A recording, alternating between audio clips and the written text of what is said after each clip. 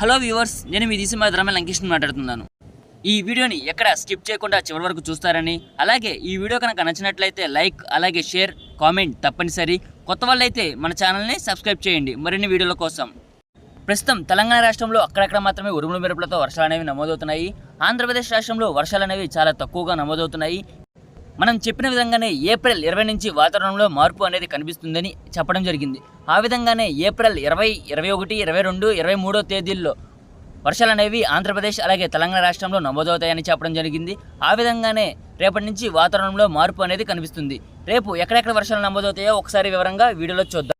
మధ్యాంధ్ర జిల్లాలైనటువంటి కృష్ణా, గుంటూరు, విజయవాడ, బాపట్ల, ప్రకాశం, పల్నాడు, ఏలూరు, పశ్చిమ గోదావరి, కోనసీమ ఈ జిల్లాల్లో కొన్ని చోట్ల మాత్రమే అక్కడక్కడ మాత్రమే వర్షాలు నమోదయ్యే అవకాశాలు అయితే సాయంకాలం లేదా రాత్రి సమయంలో నమోదయ్యే అవకాశాలు అయితే కనిపిస్తున్నాయి. ఈ వర్షాలు ఏప్రిల్ 20, 21, 22, 23, 24 తేదీల్లో నమోదయ్యే అవకాశాలు అయితే పూర్తిగా కనిపిస్తున్నాయి.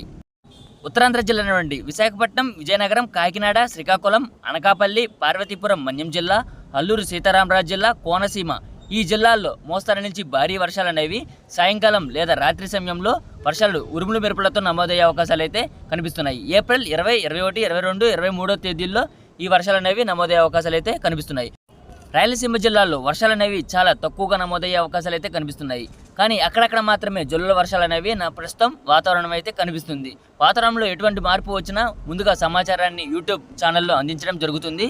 అలాగే తెలంగాణ రాష్ట్రంలోని వికారాబాద్, సంగారెడ్డి, కామారెడ్డి, నిజామాబాద్, మెదక్, మేడ్చల్, మల్కాజ్గిరి, జోగులాంబ, గద్వాల్ జిల్లా ఈ జిల్లాల్లో మోస్తరు నుంచి భారీ వర్షాలు అనేవి సాయంకాలం లేదా రాత్రి సమయంలో వర్షాలు అనేవి నమోదయ్యే అవకాశాలు అయితే కనిపిస్తున్నాయి. అలాగే ఆదిలాబాద్, ఆసిఫాబాద్, మంచిర్యాల, పెద్దపల్లి, జయశంకర్, భూపాల్పల్లి, రాజన్న, సిరిసిల్ల, మంచిర్యాల, సిద్దిపేట, వరంగల్, మెదక్, ఖమ్మం, భద్రాద్రి కొత్తగూడెం, ములుగు, నల్గొండ, యాదాద్రి, భువనగిరి ఈ జిల్లాల్లో అక్కడక్కడ మాత్రమే వర్షాలు అనేవి మోస్తరు నుంచి భారీ వర్షాలు, కొన్ని చోట్ల మాత్రమే తేలికపాటి వర్షాలు అనేవి నమోదయ్యే అవకాశాలు అయితే పూర్తిగా కనిపిస్తుంది.